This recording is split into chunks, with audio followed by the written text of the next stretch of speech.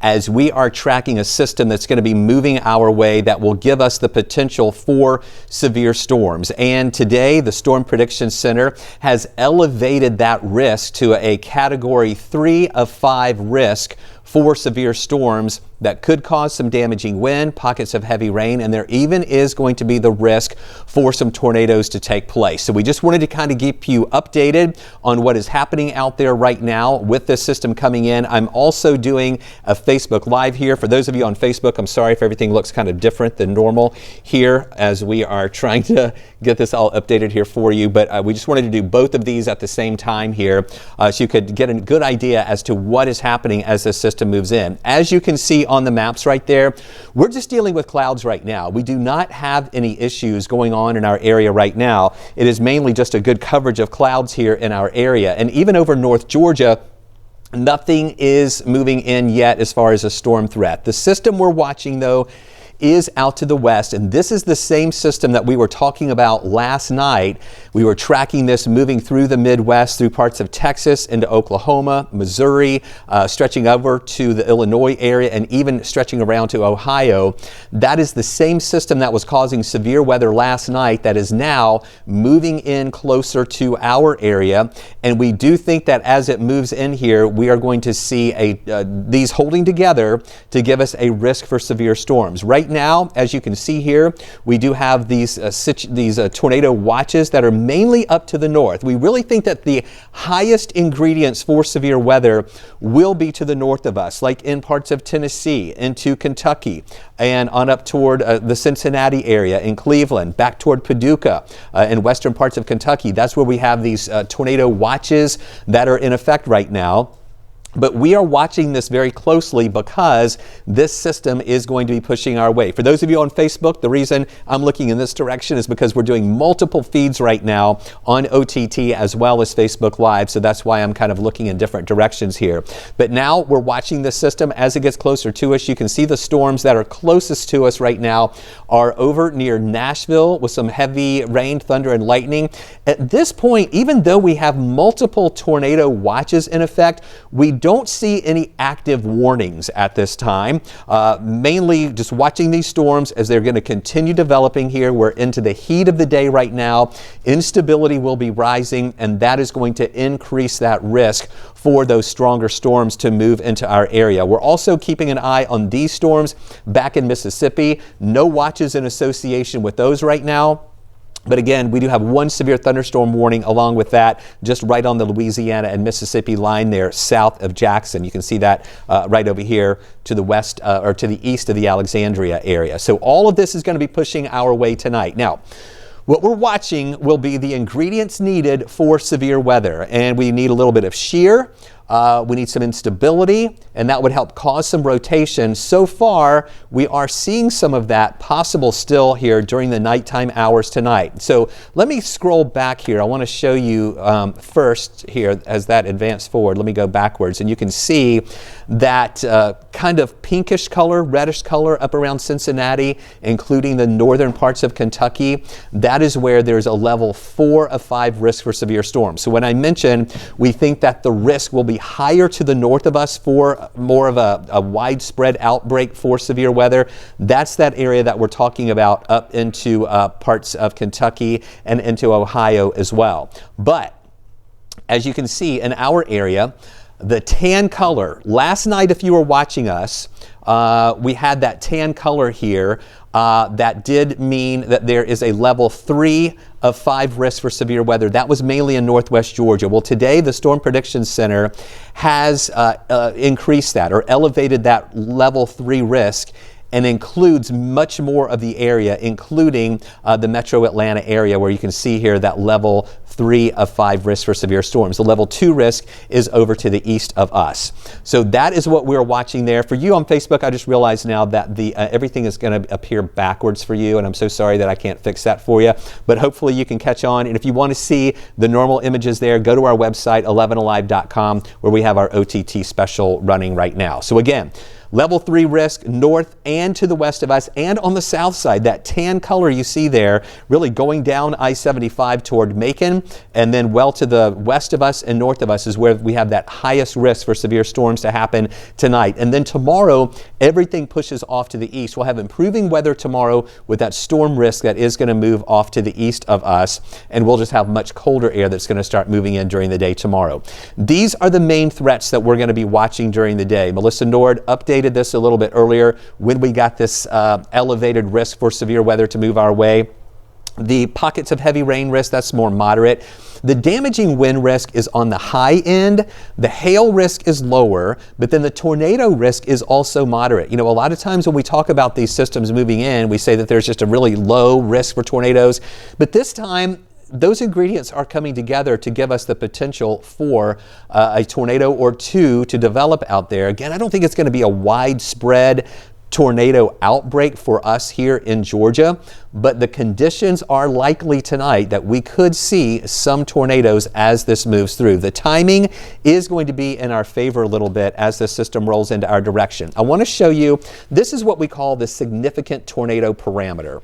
And this is the environment needed for tornadoes to occur. And what you're going to look at here as I put this into motion, the colors that as they get a little more red indicate a higher risk for tornadoes to develop. Now, when you watch this map, when I put this animation on here, this isn't a guarantee. This doesn't mean that tornadoes are definitely going to happen in these areas, but it just means this is where the environment is ripe or up there for the potential for tornadoes to occur. And you'll notice here around midnight, this is when we have the oranges and yellows showing up, showing us that there is a risk in some of these storms that we could see some rotation in there and some tornadoes could develop. And it really covers just about all of us. Yes, Mike, I told everybody earlier the map is backwards. I'm sorry. It's that way. But go to our website, 11alive.com, if you want to see this where everything is right. I'm sorry that it's backwards on Facebook. I normally fix that, but now that we've started, I can't do that. So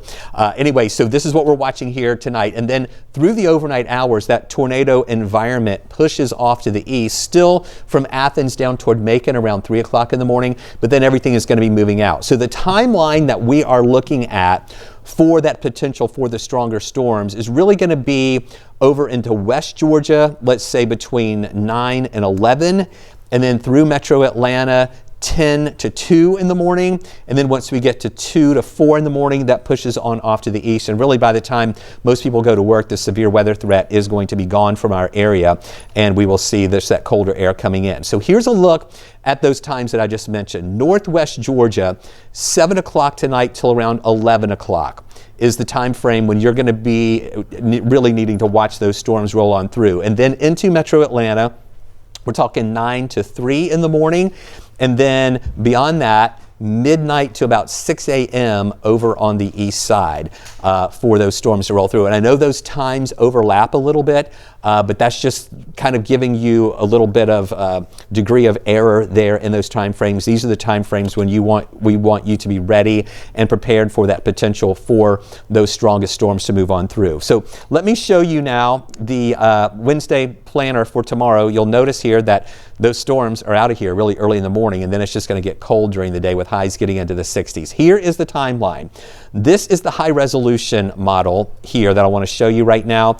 This shows more of a broken line coming in from the west during the evening hours tonight. Now that's the main line you see from Northwest Georgia back closer to Birmingham. Notice ahead of that line, we have what we often call discrete cells that can develop ahead of that line. And this is where we also have the potential for some of these storms to turn strong through the late night hours tonight and also overnight when we'll be watching that. So here you can see this is at midnight.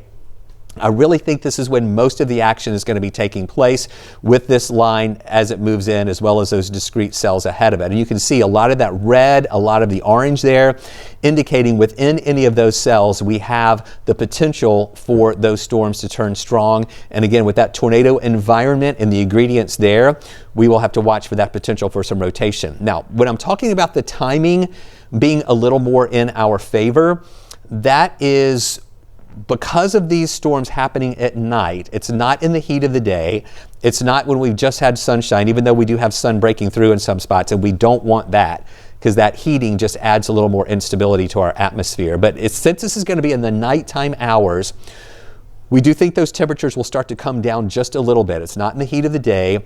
The instability levels may come down just a little bit too. So that's why we think as these storms move over to the east and they're in that environment that's becoming a little more stable due to the absence of some of the heating of the day, we do think that things will start to calm down just a little bit. And here we are by tomorrow morning. This is at 6:30 in the morning. Just a couple lingering showers, but the storm threat is already gone.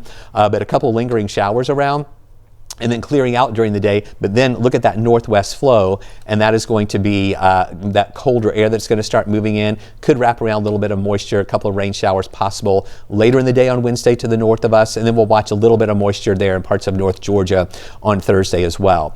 Here is our rain forecast with any potential for any of that rain to come through. So again, everybody on Facebook who's saying it's backwards, I've addressed that numerous times. I'm sorry, it's backwards. Go to our website, 11alive.com, if you want to see it the right way. I'm just not able to fix that right now since it's already started, but hopefully you can hear my audio and understand everything that we're talking about. So by, let's see, midnight tonight, Atlanta may only have 1/10 of an inch of rain, those heavier amounts up in northwest Georgia. But then by the time it's all said and done, we could pick up around 1 inch of rain in Atlanta. That all depends on where those bands of heaviest rain move on through for the overnight hours. And then here's the long range forecast showing, again, a little wraparound moisture on Thursday, dry, cool for Friday and Saturday. We're talking about morning lows getting down into the 30s here by Friday and also on Saturday morning. I want to show you another model that I have on here. We're going to do this for about another 4 minutes before I wind everything down right at 3:30.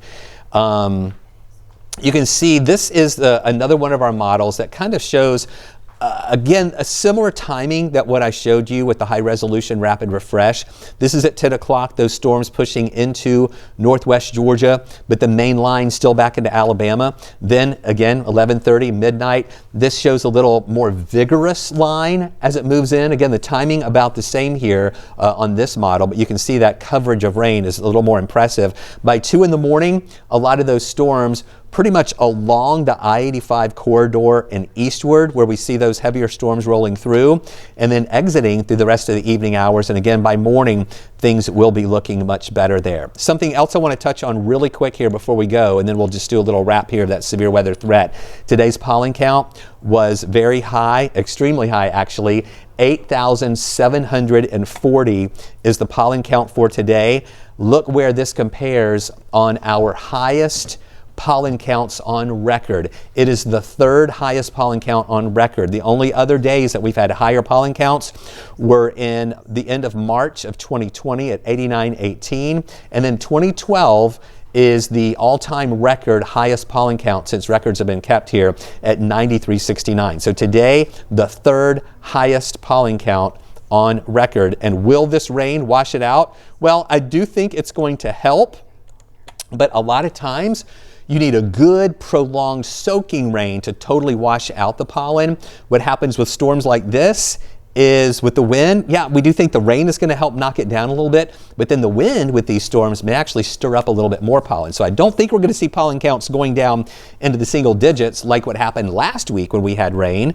But I do think that it will at least make it go down just a little bit. So just to sum up here in the last minute that we have before we wrap up this special here that we're doing, we're tracking these storms moving through. You can see them as they are strong now into northwest Alabama and up into Tennessee, near Nashville, south of Nashville, and just to the east of Nashville with the line that's rolling through. And it will be pushing into northwest Georgia during the evening hours tonight, metro area, late tonight to around midnight and just after midnight, and then pushing off to the east once we get to around 2, 3 o'clock in the morning with things that are going to be calming down a little bit. We urge everyone to make sure you have multiple ways to get warnings tonight. We will be here with you throughout the evening hours and overnight hours tonight. We will not leave the Weather Center unmanned during the overnight hours. We will be here all night. We'll be breaking into programming if there are any tornado warnings, as well as doing updates on prime time on WATL. At the top and bottom of every hour, and at 15 and 45 minutes at the hour, we will be doing 5-minute weather updates so you can be sure to know what is going on out there as these storms approach our area. So keep it right here with the 11 Alive Storm Trackers. We will keep you posted throughout the evening and overnight as storms move in.